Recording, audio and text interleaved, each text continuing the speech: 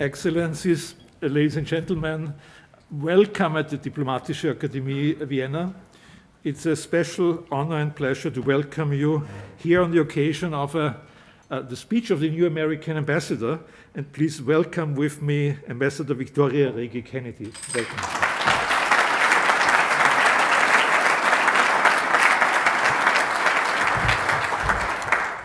Please welcome also my boss, the Secretary General of the Foreign Ministry, Peter Launsky-Tieffenthal.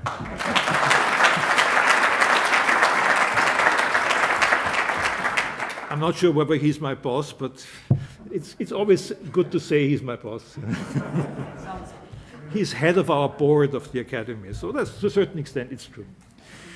Let me say a few words about Victoria Reggie Kennedy, because not all of you may be familiar.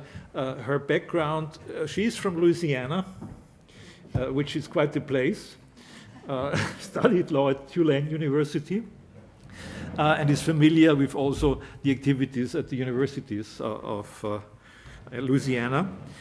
She is an esteemed and long time has been an attorney with an international law firm, dealing with finding compromises, dealing with conflicts. Most of the cases it were with business.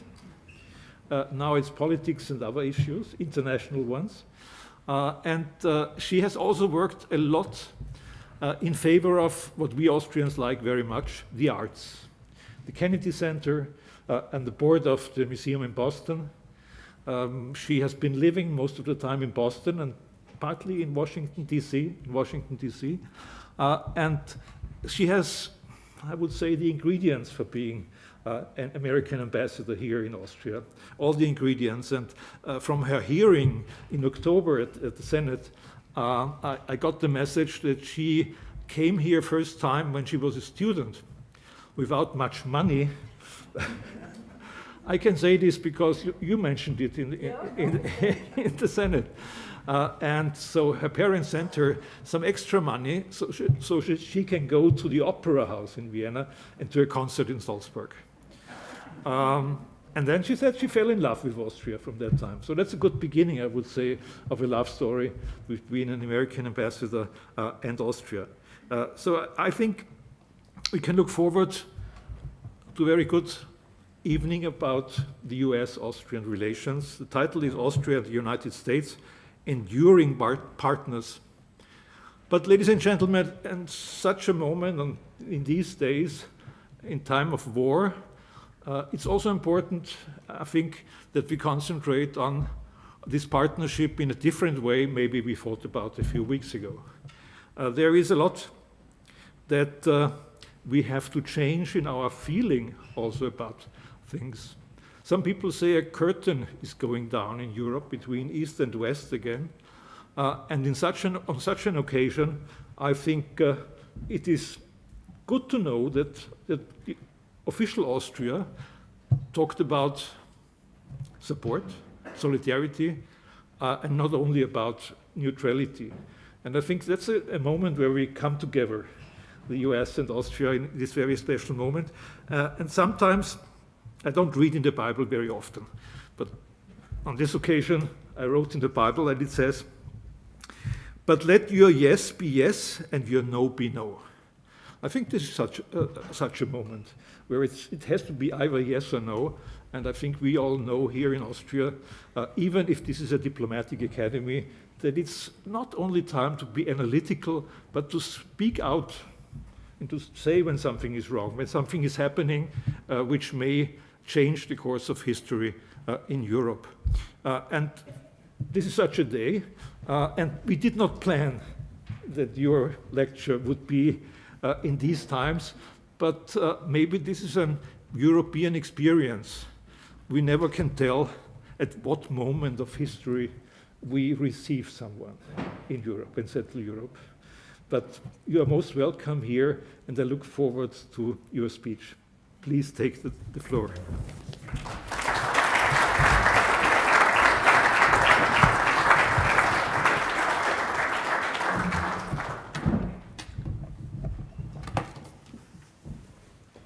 Thank you, Ambassador Brix, for that very kind and generous introduction.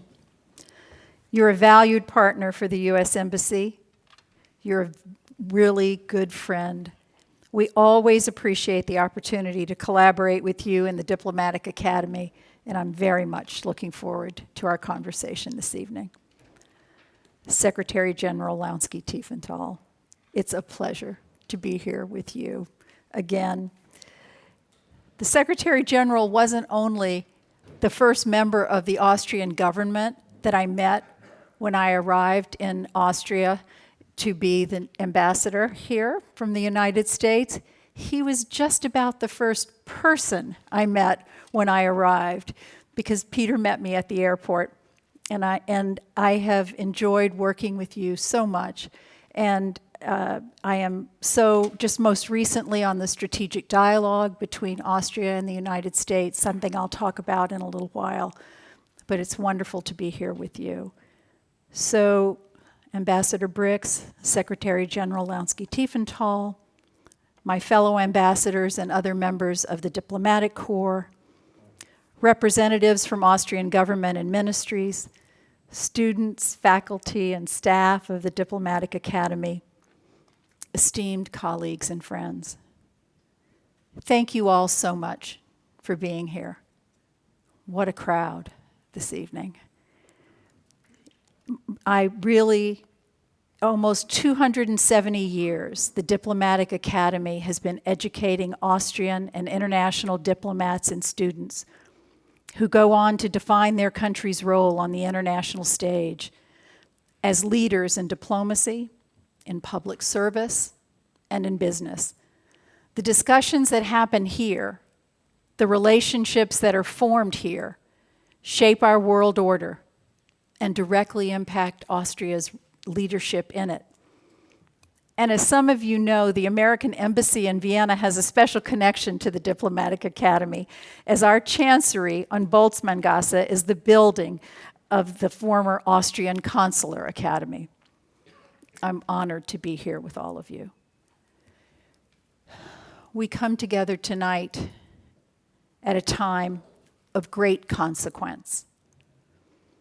Though the topic of my remarks, Austria and the United States, enduring partners, was planned long ago, its relevance is more evident now than ever, with war raging in Europe, closer to where we sit tonight than the western part of Austria is to Vienna. Indeed, this crisis highlights the importance of the enduring partnership between Austria and the United States. And this partnership goes back a long way. Austria recognized the sovereignty of the United States of America in 1797, and we established formal diplomatic relations in 1838. So as I often say, we've been friends and partners for a very long time.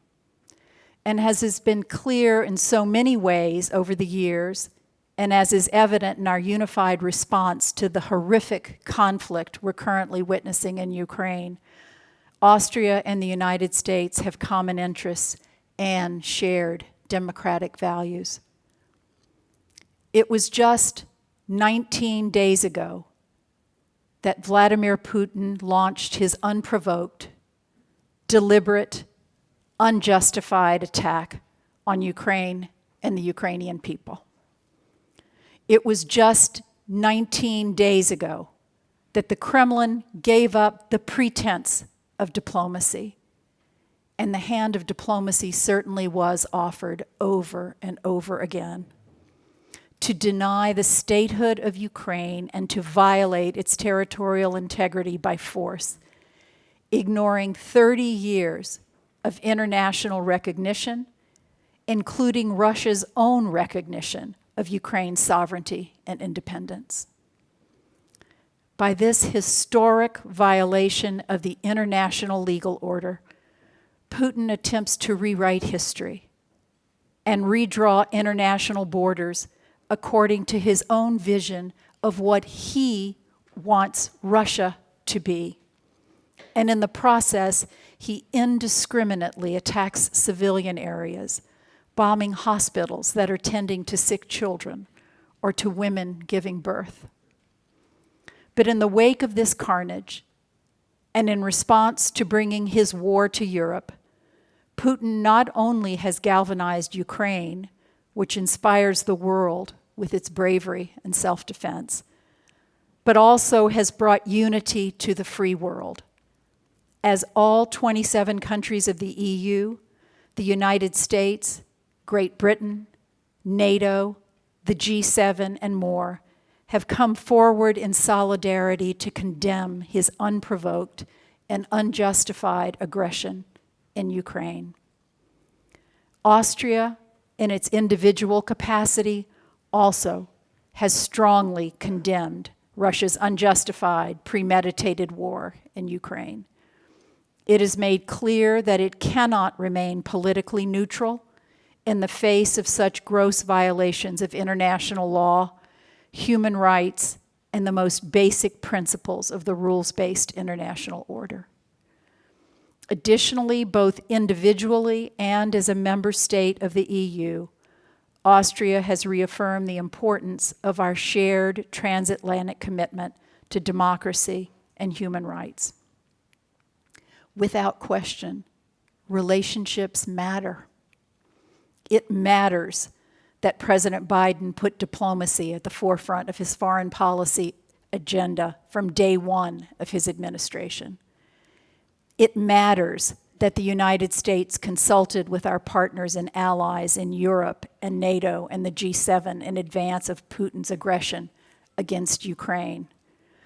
It matters that we consulted with President Zelensky of Ukraine, and it matters that we worked closely with our partners in government in Austria, consulting and sharing information at the highest levels.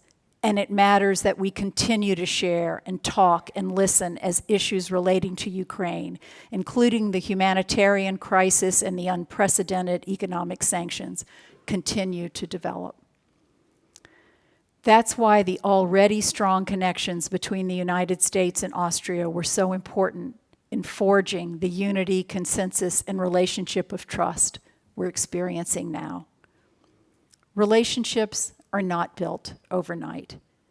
They're built brick by brick, year by year, person to person. That's why, even in the midst of this war, the United States and Austria still made necessary time for high-level government-to-government meetings as part of an ongoing U.S.-Austria strategic dialogue.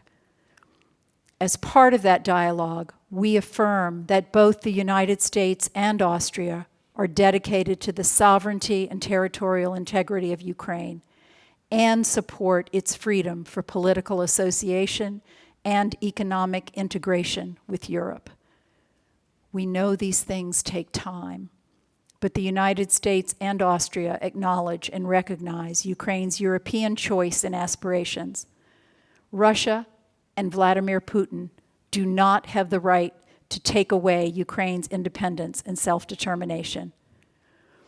We also reaffirm the importance of the bilateral U.S.-Austria relationship in addressing transatlantic issues and jointly commit to enhance our cooperation by increasing civil society dialogue and fostering educational and people-to-people exchanges. This audience knows the difference that this kind of cooperation and dialogue can make, the difference it has made. Just think of the strong relationship built between our countries because of U.S. investment under the Marshall Plan after World War II.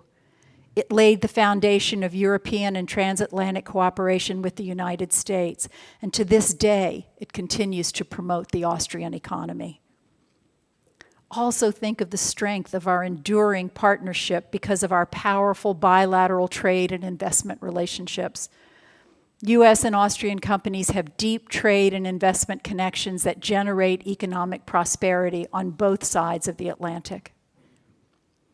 Think of how our shared values are reflected in the strong contribution by Austria to international peacekeeping missions in Kosovo, Bosnia and Herzegovina, Lebanon, and elsewhere, or how our bilateral bonds are further strengthened by the exchange programs between the U.S. and Austrian military academies, or by the upcoming state partnership program between the Austrian Bundesheer and the Vermont National Guard.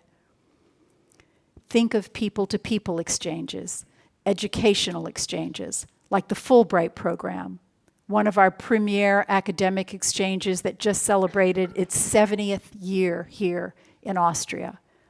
Fulbright Austria and the Diplomatic Academy have been cooperating for 20 years through a distinguished visiting professorship here in Vienna. Ambassador Brix is himself an alumnus of one of the State Department most prestigious people-to-people exchanges, the International Visitor Program. These are the kind of programs that form the bases of long-lasting relationships between our countries.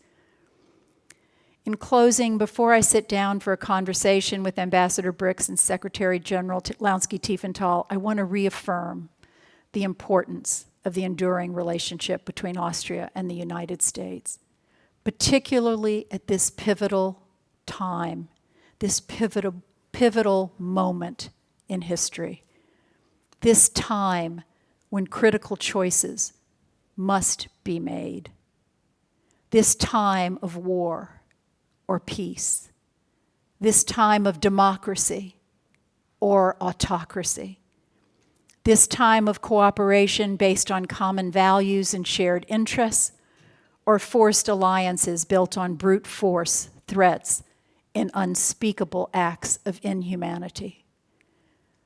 Because of that importance, and so that Austria and the United States can truly be enduring partners, I believe we must invest in the future. We must redouble our efforts to connect with younger generations through educational programs, people-to-people exchanges, and dialogue. We must counter disinformation and assure that new generations of Austrians and Americans are as firmly committed to transatlantic values and to our bilateral relationship as we are. Thank you very much. I look forward to what I hope will be a lively discussion tonight. Thank you. I'll step back through here. Thank you. Thanks. Thank you. Thank you. Thank you. Thank you very much, Ambassador. You raised the bar for all of us by redoubling our efforts in relations. I would ask Secretary General Launsky-Tieffenthal to respond to a few of these issues which were raised now. Thank you so much.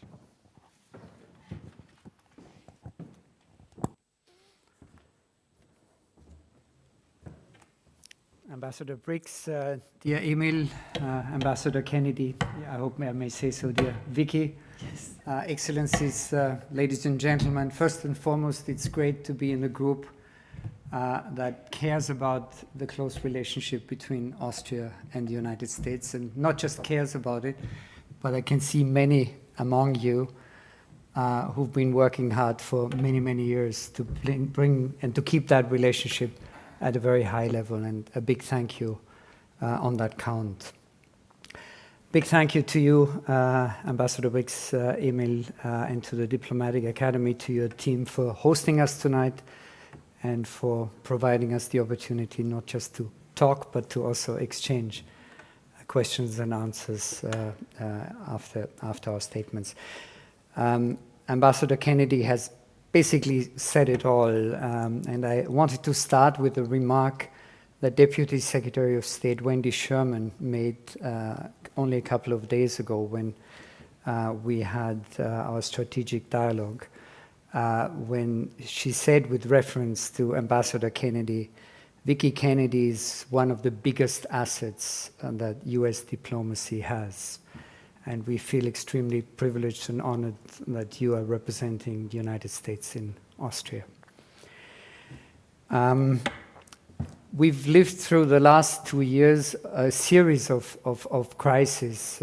We as Foreign Ministry, beginning with the largest ever cyber attack that has occurred in Austria and basically paralyzed our entire system of embassies and consulates around the world, followed by the enormous consequences of the pandemic, to be followed by Afghanistan, by Belarus, and the developments in Ethiopia, and now culminating in this war in Ukraine. And I think all those crises have taught us and showed us how important partnerships are. In the case of the pandemic, it started off with that we got to know our neighboring countries, our immediate neighboring countries, better than we may have done in the past. We realized how dependent we were on each other. For example, when it comes to social services in Austria, when it comes to agricultural workers, to ensure the basic needs in our country. And I think this getting to know each other better led to more respect for each other and many more contacts than we may have had in the past in the immediate neighborhood. But then we realized the pandemic was something that challenged us far beyond our immediate neighborhood. It became a global challenge. And there too, we worked very closely with the United States in our response to the pandemic, and we're still very much in it. And that kind of important, enduring partnership, I think, is also at the center of what we're experiencing right now. I think we realize that we are facing very similar challenges, and the reason why we are connected with each other in trying to tackle those challenges are the set of values that both the United States, the European Union, in this particular case Austria, do share. I think the fact that we share those values of democracy, of human rights, of rule of law, has proven to be an essential basis for our relationship and the many contacts that you, Vicky, referred to in your remarks. You also made a reference to President Biden's very first major foreign affairs or foreign policy speech when he talked about diplomacy being back.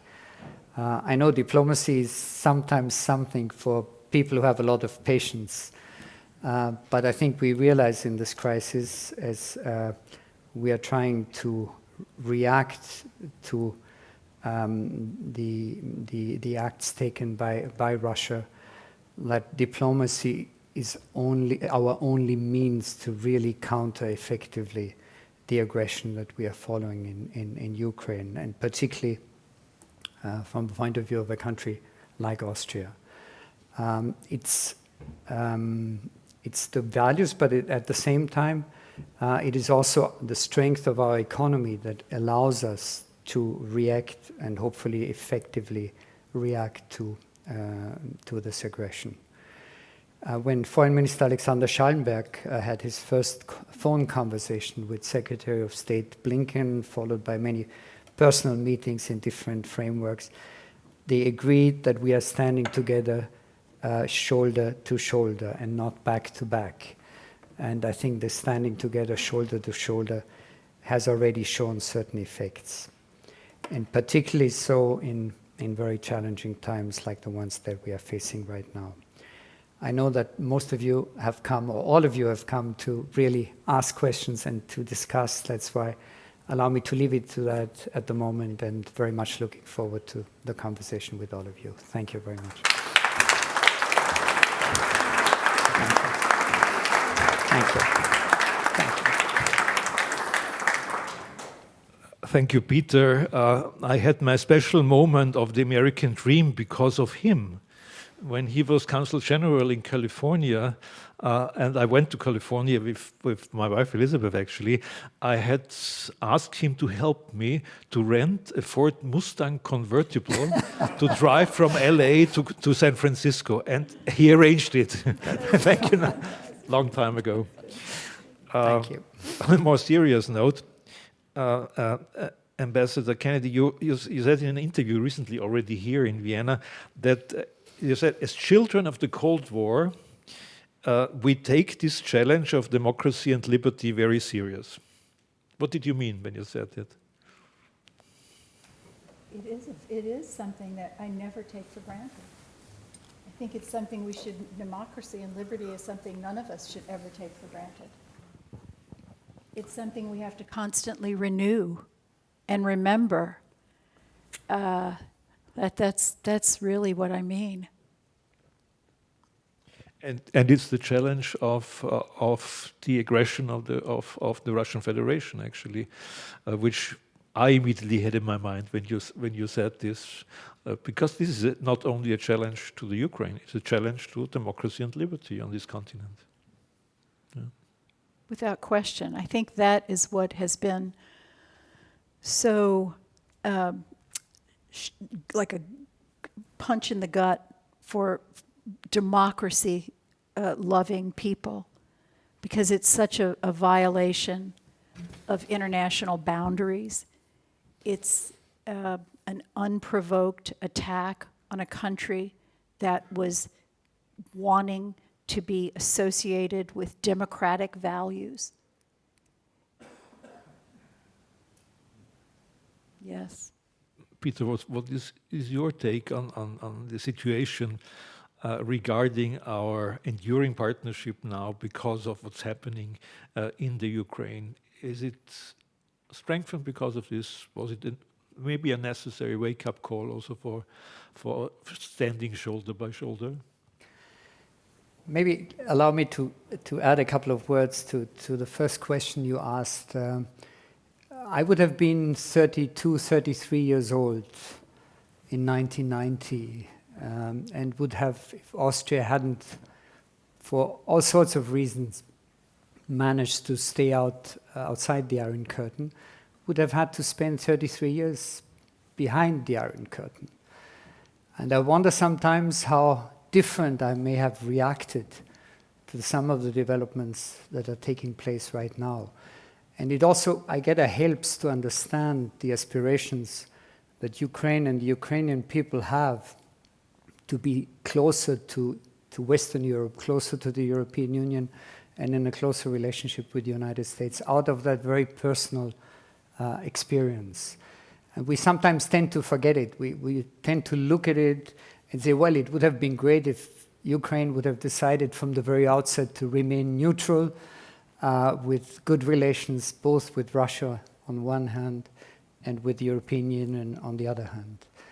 But I get it would have been not very fair from the outside to impose this kind of position on a country and on a people that would have suffered from being beyond the Iron Curtain for such a long time. I thought that was a very personal thought on it. Well, the decision about what the Ukraine wants for the future should lie with the Ukraine and not with others. But we know in the realpolitik it's difficult. Sure. Yeah. Neutrality is maybe a key word now. But in all of this, Austria has a long tradition of successful neutrality. Yeah. From the point of view of the United States, is it that usual to have a country where you work now which calls itself neutral? Well, certainly there are other neutral countries that the United States works with. Ireland. Yes, we approach St. Patrick's Day and my last name is Kennedy, for example. So yes, it is, and the decision on neutrality obviously has to rest with Austria. The United States has made a very conscious decision otherwise.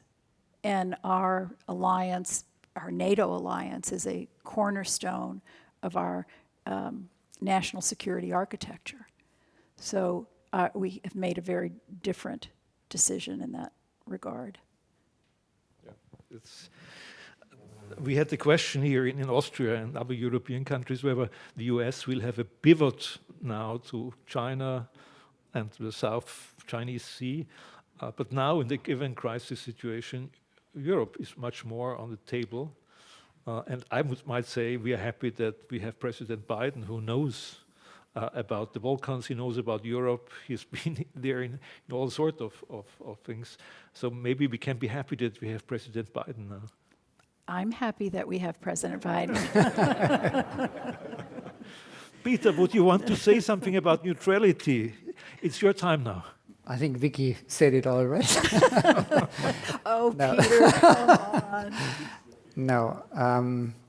No, I think the Austrian government made it quite clear why Austria has taken this very strong position on an aggression against an independent country, on infringing on the territorial integrity and the sovereignty of a country.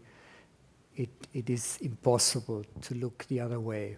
I think we've all learned to cherish neutrality and the opportunities it provided us post-World War II. I think there has been a commitment by the government to not only cherish neutrality in the past, but to stick to it now and into the foreseeable future. But I think on purely moral grounds, there is simply no way to look the other way. And in that context, I think the aggression in Ukraine offered a perfect example, and I get it from my point of view, the Austrian government took the right decision to take this very strong stance, yes. It reminded me personally of the time 1989-90, when there was the question, should be Austria neutral as far as the recognition of Slovenia and Croatia is concerned. And we took a very similar stand. We supported the independence of Slovenia and Croatia against other countries on the European continent. And it was possible. I think it was the right decision to do that at that time. So now we are there 30 years later again on this continent. But all this discussion about neutrality has to do with the idea that Austria is the best place in Europe, at least, to be a bridge builder, to negotiate, to work between very different partners. Is there a chance still for such a special role of Austria as a small neutral country in our world order? I mean, I think that's really a question for Peter to answer. Obviously, as a host for OSCE, as a host for the UN in Vienna, IAEA, I mean, that's important and something that we all appreciate very much. But in a broader way, I think your question is broader than that, as opposed to hosting international agencies. I think that's a question for Peter to. Yeah, no, I may add that somehow hidden by the Ukrainian or the war in Ukraine, until last Friday we had a series of talks on the Iran nuclear program, on limiting the Iranian nuclear program, in which not only the United States but Russia also participated very actively. In addition to the United Kingdom, France, Germany, China, and the European Union. And I think it was proof that the spirit of Vienna that led already to the initial agreement back in 2015-16 was strong enough to get the parties back to the negotiating table, even at times of international tensions and conflict. And we are still very hopeful, despite the current developments in which Russia is trying to take those talks and the result of those talks on the Iranian nuclear program a little bit hostage and prevent it from being finalized. But actually, as we speak, the Iranian foreign minister is on his way to Moscow to try to end ice those talks and help us to achieve the breakthrough that we all would see. And I think it's an example of Vienna not just being seat of international organizations, but also of important international talks and negotiations. I appreciate your mentioning that, and I should have, and we're most appreciative for your hosting the JCPOA talks very much. And I understand quite recently between Armenia and Azerbaijan, talks took place also in Austria last week or so, maybe 2 weeks ago. Absolutely, between Turkey. Yeah, and Armenia. Well, so you're optimistic about a positive place for our concept of being a bridge builder. Yeah. I think it's important that we are not just good hosts, but that we also offer our services in terms of the substance of negotiations. It's a little difficult to sort of talk about it publicly, unfortunately, at this stage, because those talks are still ongoing. But Austria was being asked repeatedly between the negotiating partner to pass on messages, because you have to know those talks, not all the countries are sitting around the table. So they're communicating via third parties.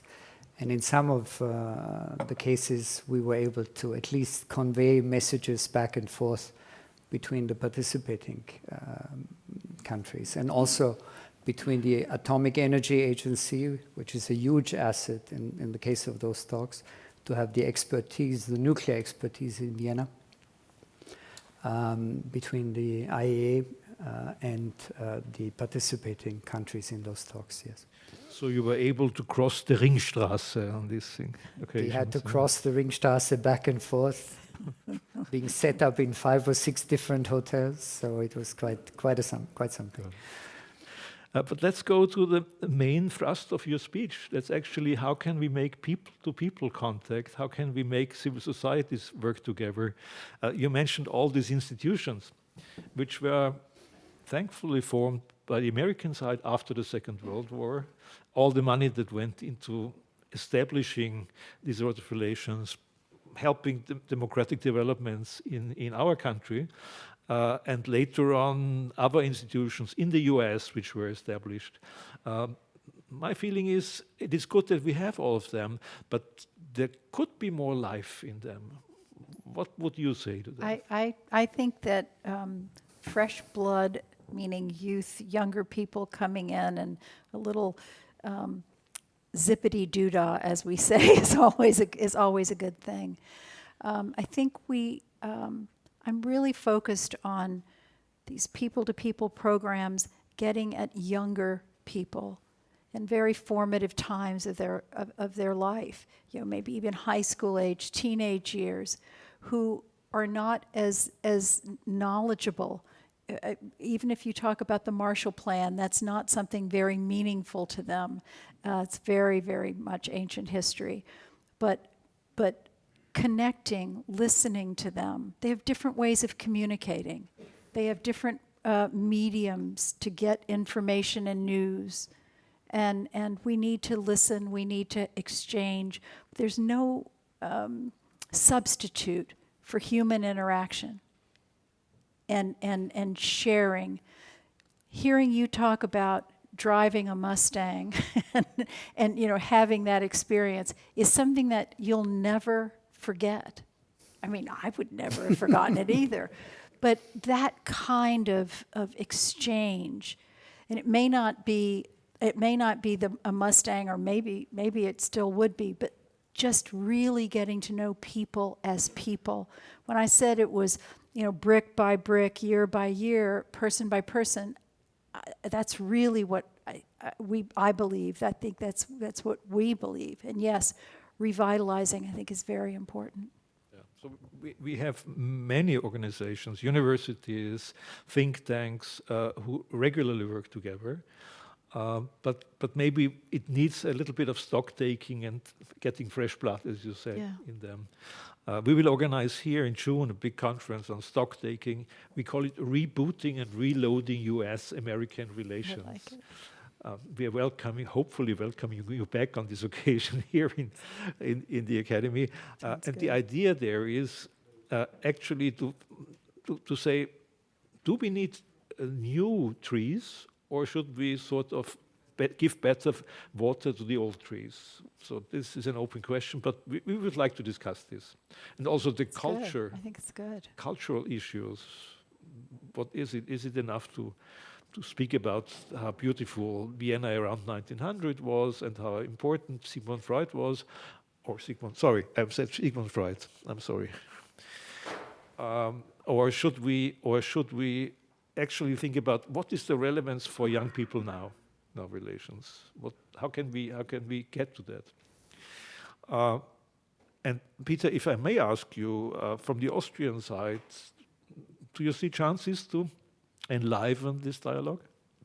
Well, you talked about planting new trees, old trees, so a little bit of reforestation I think would be quite helpful. And Vicky made a reference to it. We recently had these strategic talks between Austria and the United States.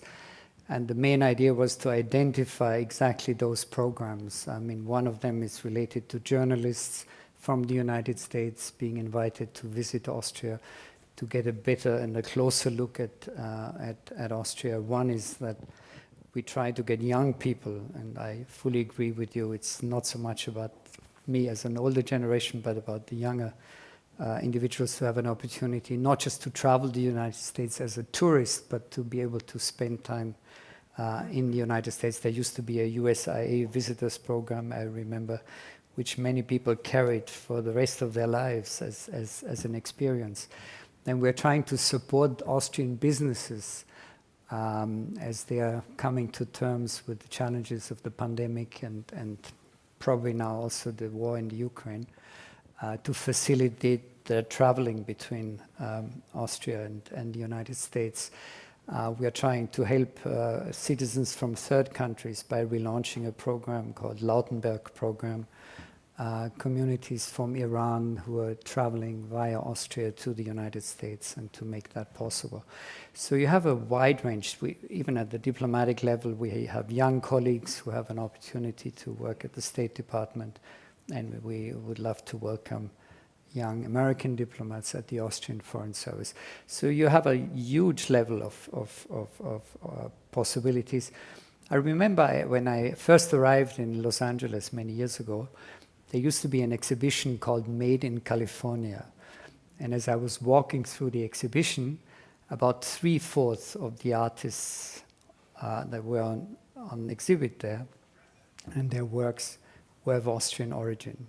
So I think to get back to this intensity of the close relationship, absolutely, I think that's something for the two of us to work on.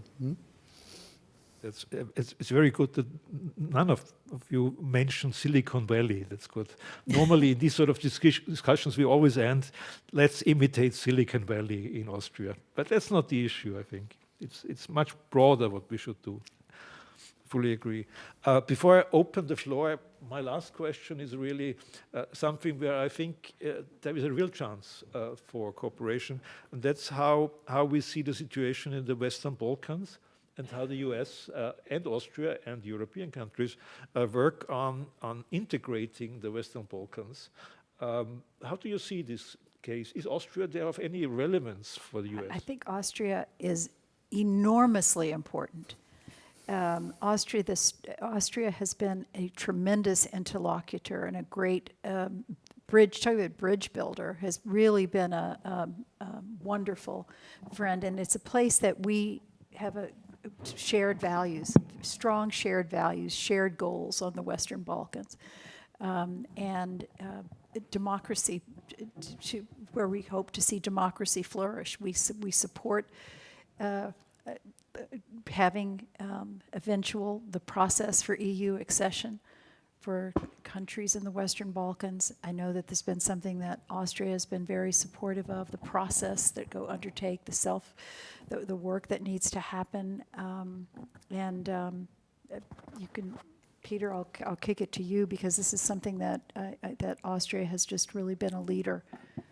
Well, first of all, we are extremely grateful because the American representatives focusing on the Western Balkans keep traveling through Vienna on their way to the Western Balkans and on their way back, not just to brief us, but to coordinate with us as what is it that we can do to improve the situation in the Western Balkans.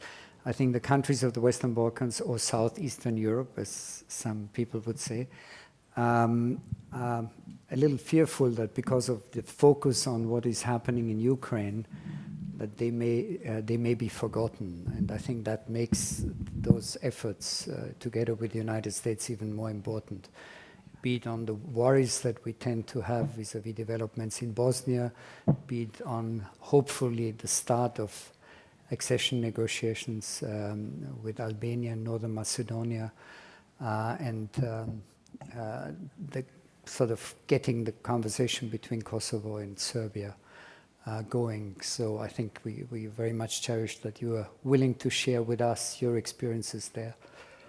and to coordinate with us. Same in reverse. I think it's an example of the strength of our enduring partnership. And I understand we need the support of the United States to convince some member countries of the European Union that there is something like the Western Balkans. When you can talk to Bulgaria or other countries, but also countries like the Netherlands, it is very helpful when you can help to convince them of positions that are closer to our heart. But I know it's difficult. No, I'm just listening, I'm being diplomatic. So let's open now, if you agree, to the audience, so we can take questions. I already have here Ambassador Cristiani, please. Just a second, wait for the micro.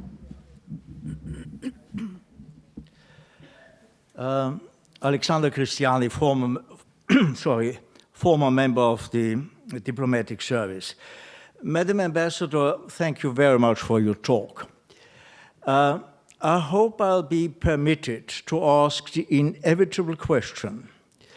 We are living in very perilous circumstances, and nothing is certain anymore. Now, if, God forbidden, Austria would be attacked, what would the United States do? Would you come to our aid? How would you react? And if so, what could it be in concrete terms? Thank you. Well, that question is thank you so much. That question is so out of the realm of where we are. And I want to be clear to everybody, there is no thought that this could happen. There is honestly, we're focused 100% on what's happening in Ukraine, and what are real possibilities as to what might happen.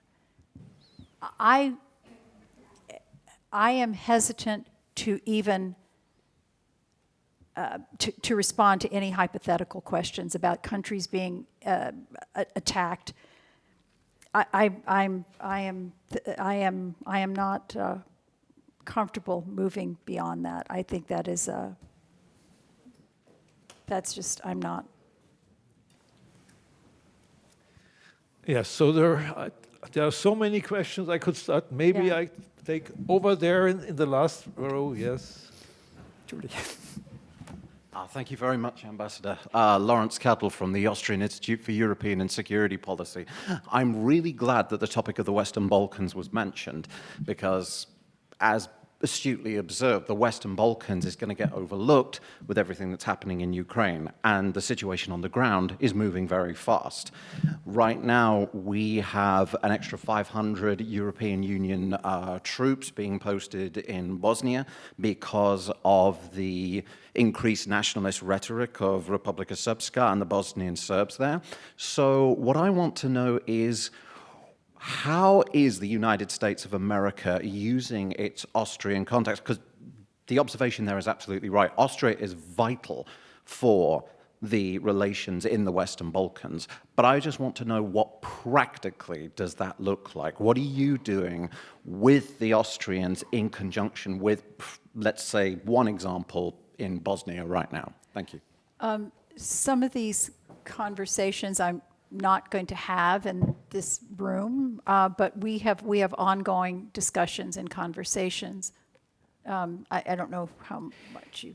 Well, one very practical effort is the rapprochement of the countries of the Western Balkans to the European Union has not just to be a negotiating process and a process of talking to each other, but they have to be tangible. The people living in the 6 countries of the Western Balkans have to be able to feel that something is changing for the better as part of this effort. And I think, therefore, 2 initiatives, one by the United States called Open Balkans, and one that we are trying to revive together with the new German government, the so-called Berlin process. I think both are set out to make a difference for the people on the ground, in addition to all the talks about accession and resolving electoral reforms, which are equally important, but I think have to be complemented by very practical improvements on the ground for people's lives in the Western Balkans. Entschuldigung. Das Mikrofon. I'm a vivid example of endurance friendship with your country. Just one word. I don't want to talk about my private life. It's just that 60 years ago, I was a student at Georgetown Foreign Service School. It was a time of Camelot, the heydays of the presidency of the Kennedy era. And I will never forget that. For me, this was America at the very best, and I came back to the States repeatedly, so I'm a close friend. But what I noticed, and this is a bit of a special story, my stepfather was a Swiss ambassador, and the caretaker of US interests vis-a-vis Cuba went through his hands, his office, and I was allowed, with promising never to talk about it, 50 years later it's allowed now, to say or to watch what I heard. And it was a dramatic moment. And there was one thing, everybody was convinced. If the Russians had pushed the button, the US and the presidency of your country, Kennedy, would have pushed the same thing. It would have been an atomic and nuclear war. And indeed, it was naturally the heart of the problem was American security. Now, and there comes to the more tricky question we are in now, I hope it's not going to happen, but what happened if one of these crazy nuclear tactic weapons from Mr. Putin goes astray and touches ground of a member country of NATO? What could be the reaction of the big protector of the US in that moment? Forgive me, it's a very deadly question, but it is not to be cut out totally. Thank you. Would you like to answer such a question? Well, no. I mean, all I can say is I would obviously, if the hypotheticals on hypotheticals, if a nuclear goes astray and what happens if it lands in a NATO land, I can say that obviously we've all said that attack on one is an attack on all. NATO Article 5 holds strong. But the question of what would happen in a nuclear circumstance, I most certainly am not going to respond to in that hypothetical. Absolutely not. I have here on my screen an easier question in the same direction. Well, it's not about it being hard. It would just be inappropriate. Yeah. It would just be highly inappropriate. I have the easier question. But I don't mind your asking. I hope you don't mind not answering. Thanks. Madam Ambassador, what would you tell the Austrians with a view to strengthening their interest in joining NATO? Well, come listen to some of these questions. I think it's listen, I have to say, as I said, this is a decision. What next steps Austria takes is totally up to Austria. But I come from a country that believes in debate. So I just think that it's always a good idea just to have, just like you're talking about looking at all the programs that we had and, doing whatever revitalization, planting trees. I think conversations are always good. I think that's what a free and open society should do. And I think it's have a conversation. I go from left to right. Yes. Sorry. Nicky Skeen is my name. I'm co-founder of Silicon Valley Inspiration Tours and former Global TEDx ambassador. Peter, you said, and pardon my casual language, you said we should be patient when we have a diplomatic conversation. And, well, I'm not patient. And in my experience, when I worked with TED speaking to the UN, I felt like diplomatic language is like very careful language. It's like poking a sponge, not squeezing it too tightly. But at the same time, I think that we maybe would have to reinvent the way we speak, because I hear a lot of people saying that what's happening in the Ukraine is a diplomatic failure. So how can we get into a language that we solve problems before they occur?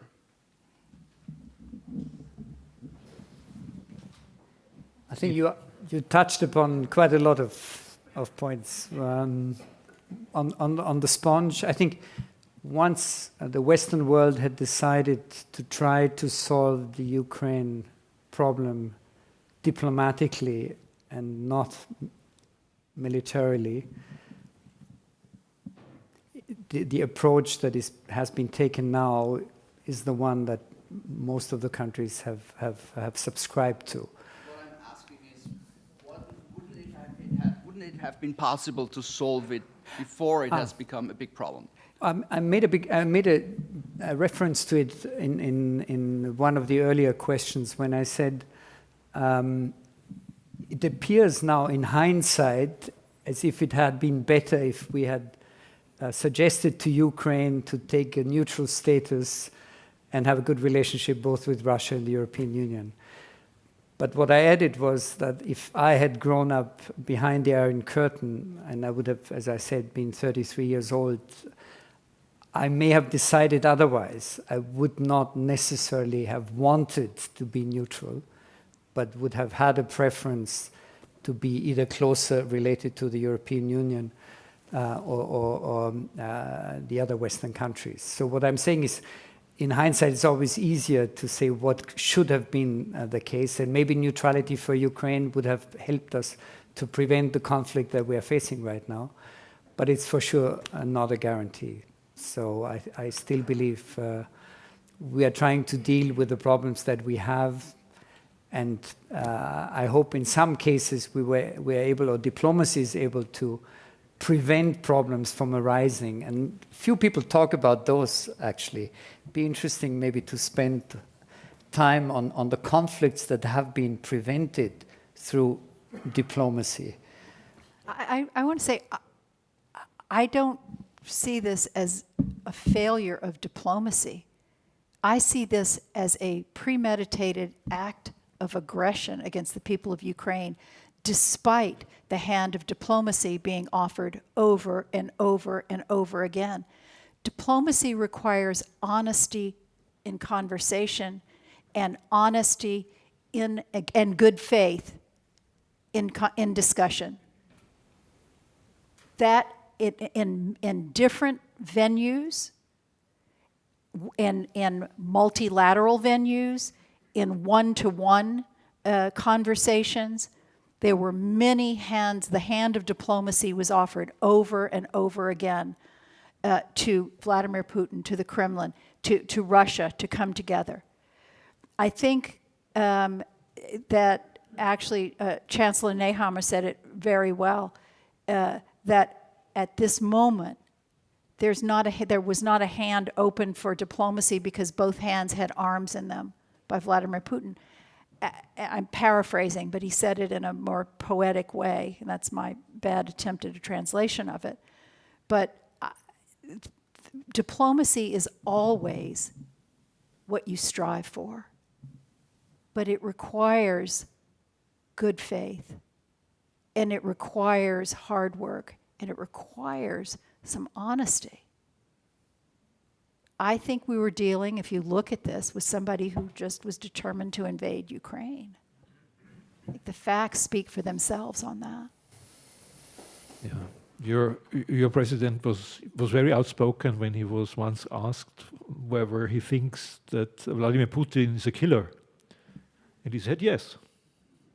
Very early on, we were quite surprised when he said that, but it looks like as if it was a correct assessment. I take the next question. Thank you, Seda Riddar. I'm visiting from Salzburg, actually. Just a non-hypothetical question. When will U.S. State Department issue the non-travel announcement for visitors from the U.S. for Austria? I'm looking at people who would know. I'm not. It's just that's a level of consular detail that I don't. I'm not quite sure I understood the question. There is still the non-travel list. Austria is still in the non-travel list for the U.S. Is it COVID? Yeah. where we recommended. Yeah. It's COVID-based, but I'll be happy to follow up with you afterwards. Sorry, I'm not dodging. I'm looking to the experts. We'll follow up. Oh, okay. All right. Well, I'm happy to follow up afterwards. Happy to. Next on my list is With what we know. Peter Moser, former Austrian ambassador in Washington. Thank you for introducing me. I shared 6 years in California and 5 years in Washington, D.C., and 1 year in New Orleans as a guest Oh, professor. fantastic. And did you ever drive a Mustang? And I want to ask you a more comfortable question, not a hypothetical one, and maybe the answer is also comfortable for us. Consequences of the sanctions, we feel very much so.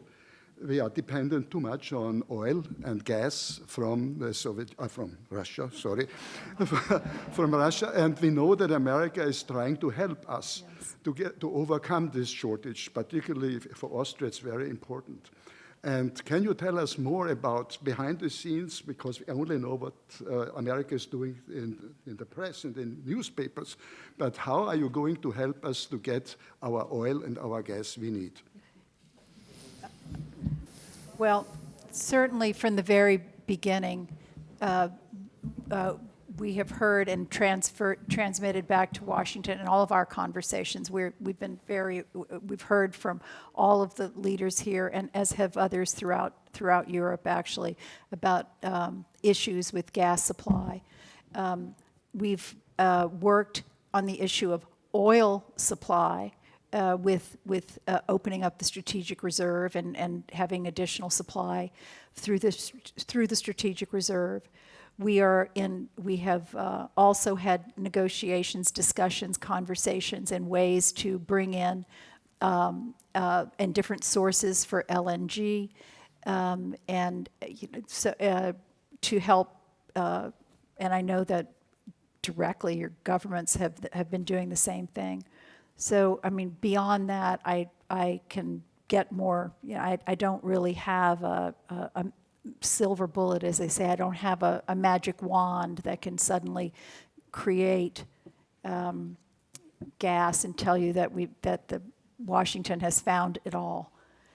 Diversification. Let me just say, diversification is something that is being talked about throughout Europe, and Washington is very supportive and obviously supportive of that as well.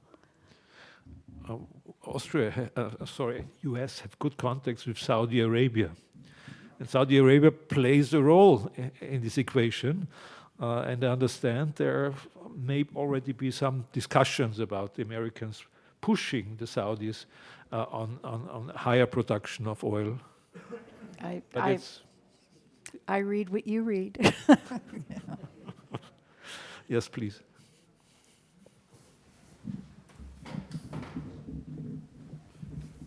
I'm Harvey Soden. I used to be in the Carter administration. I'm going to ask you a question, Ambassador, but first I wanted to thank you for your leadership against gun violence in America.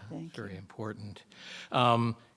The question I have is, now that we're in this situation with Ukraine, what can we as ordinary people here in Austria do to let Putin and the Russians know that we're deeply opposed to his invasion? And short of going there and fighting or having refugees come and stay in our homes, what do you suggest? Because you're an advocate of people-to-people diplomacy. Thanks. Thanks. I mean, I think there's so many ways just to be visible and demonstrative, and I think that those things work. I'll just tell you some things we've actually done at the embassy, because we have an embassy of people who are just very, very eager to work. We have visibly had banners with Ukraine colors, Ukraine flag colors, and had groups of people and just posted them and spread them out on social media. We've had a drive for goods that people need diapers and, as well as food and other just staples that are just essential for the refugee crisis and a way to deal with it, and, and truckloads of food and working in progress with others, and also trying to spread that out. I mean, it's anything visible. I've been personally extremely just touched by the outward display of people who are wearing the colors of Ukraine, lights that are lighting up buildings, and just these. I just think this message of unity. The most powerful thing that's happened, I think, in the world is the unity of the free world, and not just the countries, not just the sanctions, which of course is so powerful, but to see sport saying you will not play. Stages and culture saying you will not dance, you will not conduct, you will not be. It's quite an amazing thing to me to see businesses pulling out and making statements. I just think those things have a very powerful impact. I believe in visible signs. I have another question here on the screen. Are there diplomatic efforts to sit at the same table, US, European Union, and Russia? Not that I know of. Not that we know of. To Franklin Eviles. I continue here, please.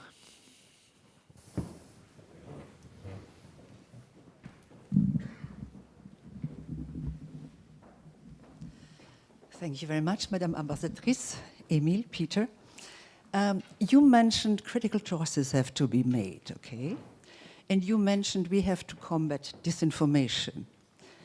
Now, my question is, what critical choice is made in terms of the Western Balkans when Serbia is a prolonged arm of Russia? This is the first question. And how are you battling disinformation by press, journalism, etc., if you have counter disinformation from Russia and China? Thank you.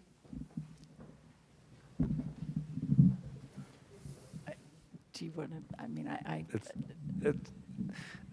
It's such a general question that's difficult to answer because there are so many efforts going on against disinformation in the US, in Europe, so it's hard to give you the details there. You understand the general gist is that these main propaganda channels like RT and Sputnik, they have been banned in many places, like including Austria, for instance. And I think these sort of activities, some of them happen without being exposed in the public, and most of them actually are helpful, I would say, in this case. And your question about Serbia, would you like me to? I try to answer the first question. I had the opportunity to travel to Belgrade and bring along vaccines against COVID, albeit in small amounts. And when we arrived, and we knew in advance, but when we arrived, we were being told, you are very late. The Russians were here already, the Chinese were here already, but still we appreciate the fact that you have come.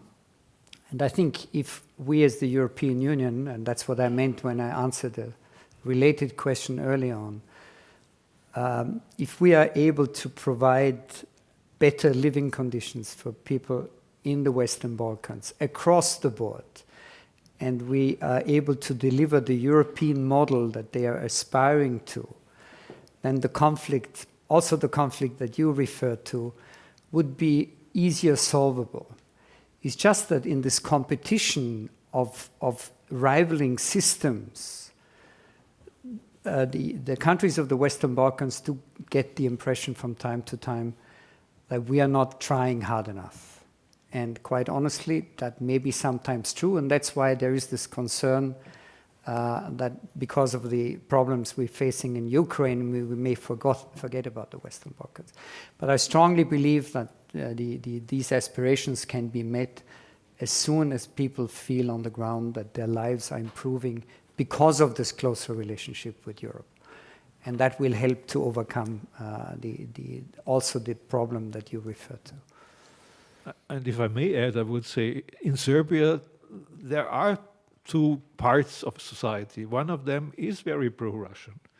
We always knew that. It's not new. We know that the only demonstration we have seen on our television from Belgrade were pro-Putin. And I remember every time on Red Square on 9th of May celebrations and of Second World War, the only foreign regiment which was involved was a Serbian one. It was a cavalry regiment, Serbian one.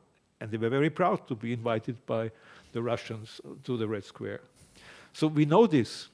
But still, there is a strong majority of people also in Serbia who want to join the European Union. And that's what we should support. And so I don't think it's the right time to criticize now what Serbia has been doing or not been doing on the sanctions and on the flights and things like that. We should strengthen those forces which are for the democratic reforms. Susanne Kepler-Schlesinger.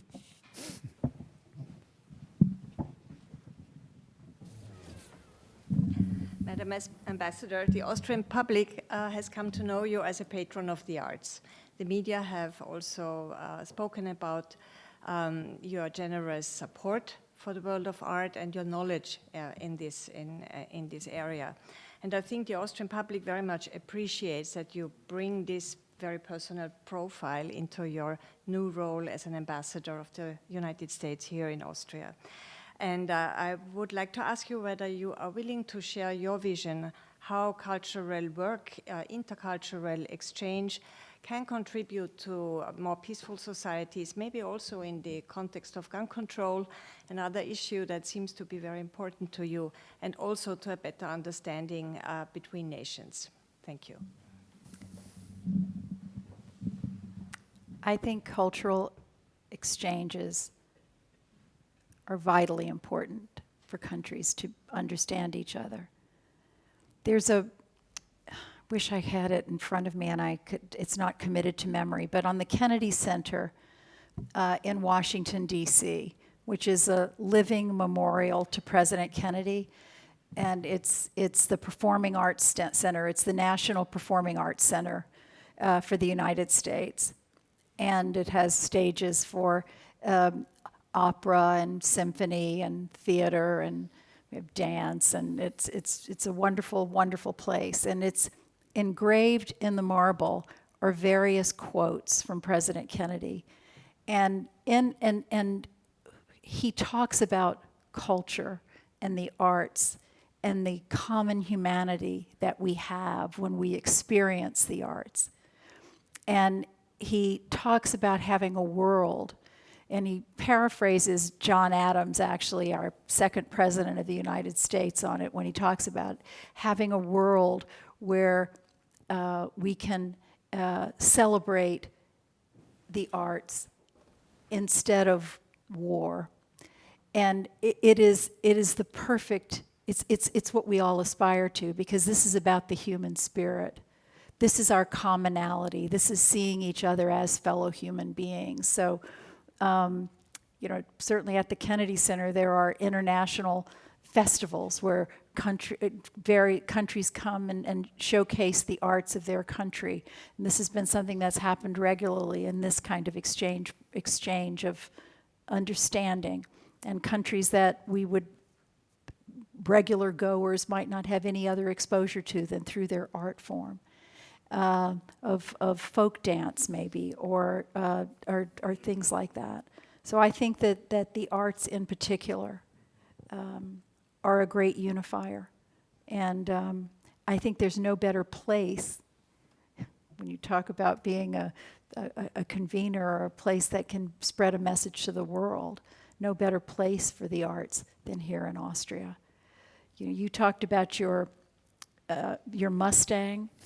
I had my opera, and and it was, my opera was here in Vienna, and it stuck. And so, You know, I think those things make a big difference. Thank you very much, Madam Ambassador, making me the bad guy. No, it's because I never got to have a Mustang. I know, I love the Mustang. No, I'm just saying, but it was my The moment. it was my Austrian experience. You know, you had your American experience, and I think it's really important.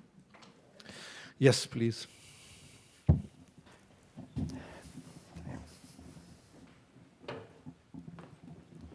Well, thank you, Mr. Ambassador. My name is Omar Rawi. I'm an elected member of the City Council of Vienna and of the State Parliament. Myself, I have an Arabic origin, born in Baghdad. I just want to make a small remark and an idea. The small remark is that all the humiliation and the aggression we're noticing now in Ukraine by Vladimir Putin, we should not forget, and this is maybe one of the lessons, that most of this happened the last few years in Syria. And many are saying that he was already experiencing how the battles in cities, how destroying cities. So maybe that should be one of the lessons, that we don't look away if the target is not important enough. I'm experiencing now the last days that I wrote a lot of my Facebook page in Arabic and describing the thing, defending the European and the United States in their politics. And all the time you get the message and the comments that, yeah, but this is double standards. When it happened to us, nobody was looking about that. That may be one of the things. And dealing about the Iranian treaty now and deal, it should be maybe one of the things that should also be considered, because Iran is playing also a lot of human rights humiliations. Since last night or 2 nights ago, there was a missile attack in the northern of Iraq, and I think it's even targeted the consul, the place of the United States consul building. And I think the other idea that I would like to present and thinking about, we're talking now about this crisis, about the human abuses, and also about the problem energy and where to get the gas. But we forget that at the end, the most refugees are coming from cities, and those who are going to solve this refugee problem are also the cities and the communities. We have in Vienna to offer the housing, the schooling, the health treatment, all these things. So, and I think that one of the things that we should consider for the future, I know for the time it's very difficult, but we would need, after I hope we have very soon a ceasefire, new channels, how to talk to them, and maybe to use the city diplomacies. I say it because I'm representing Vienna twice now in the Sochi dialogue, where cities and regions are talking to cities and regions. I mean, that could be maybe opening the doors for a solution. Maybe I'm dreaming now, but imagine if the mayor of Kiev, Klitschko, would also ask the mayor of Moscow to help him and say, come and help us. We're neighbors, we're brothers. There's a city under a siege, we're the capital, we're also the capital. How that could maybe change the emotions in these things. It's maybe just, I have a dream, but let's maybe think out of the boxes and see how there could be a possibility of finding and chances to get out of this deadlock. Thank you. Thank you. Thanks so much. Would you like to comment on that? No, I don't think it was a question. I think it was just a comment. Thank you. And he is very right. Yeah. Yes, please.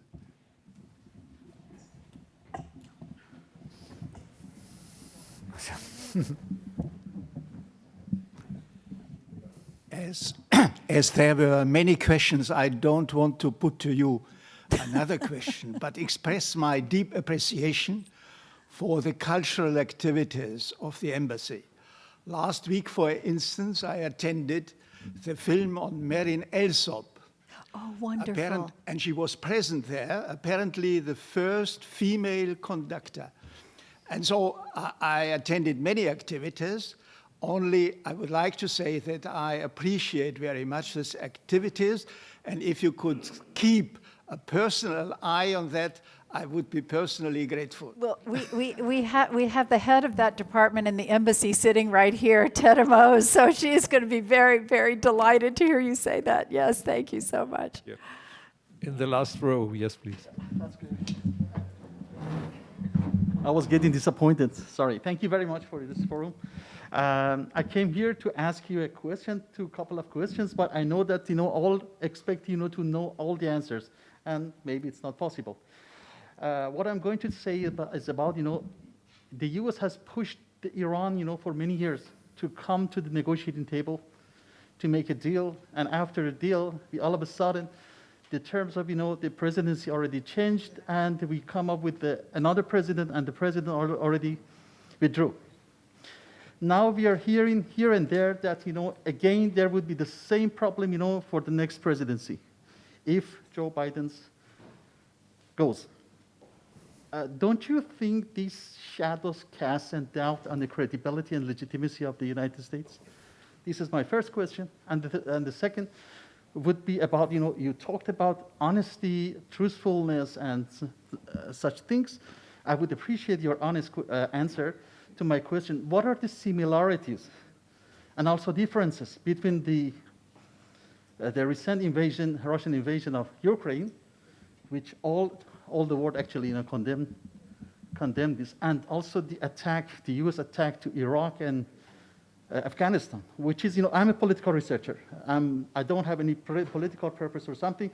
For the sake of my knowledge, I would appreciate your answer. Thank you very much.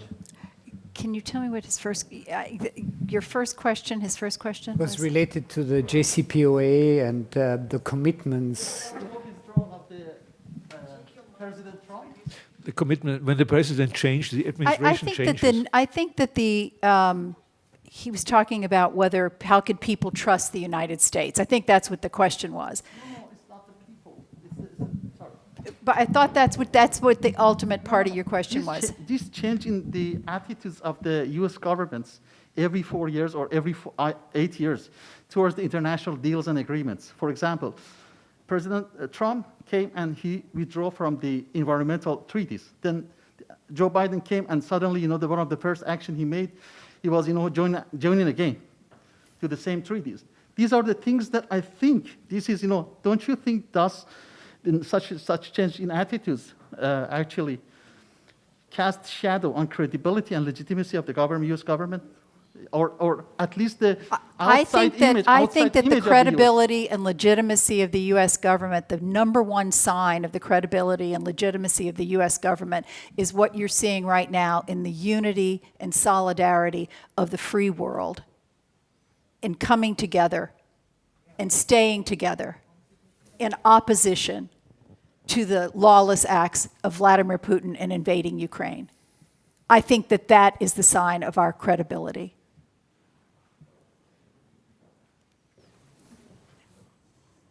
I take the last few questions, yes. I suppose. Yeah. I have one over there still. I mean, really, this is just...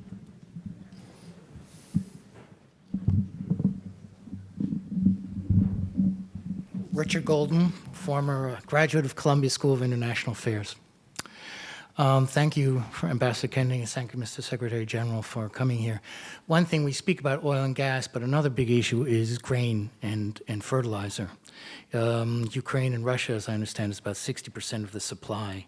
I think Hungary stopped exports beyond its borders. Is this a topic being addressed now among the, excuse me, I don't know if the term is still relevant, the Visegrad countries, about food supply in the region and also in Europe, because if it doesn't come from Russia and Ukraine, there's a real deficit, and it's going to be an issue, especially price is going to go through the roof. And even though petrol is a big issue, but if people don't get, bread is an even bigger one. That's you, Peter. Well, if one were to place it in the bigger context, then that would mean those sanctions are not only very difficult for Russia, but they are also not easy for us. And in that sense, the consequences of the sanctions may also make life a little more complicated for us.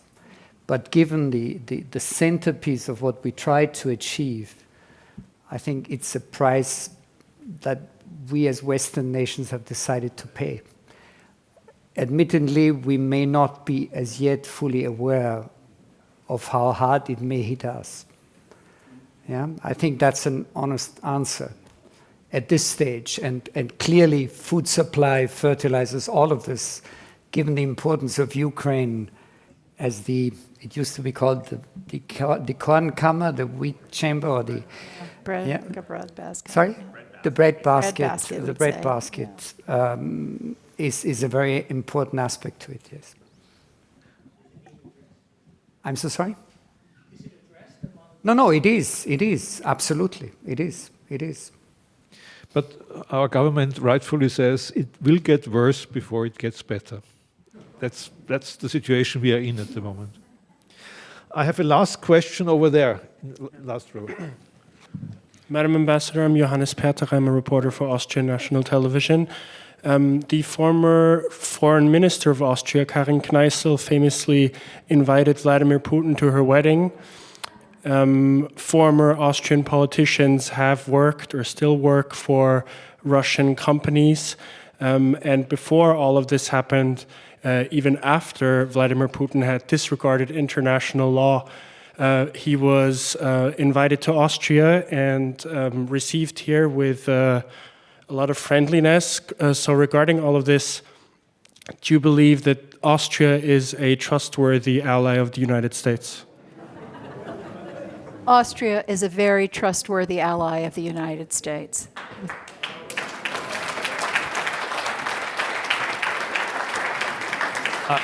I think this was the best final word that we could imagine here. And let me just say, it's good to see that how close we are. Yes. And I think since the fall of the Iron Curtain, our two countries have never been as close as right now. And that's an important issue.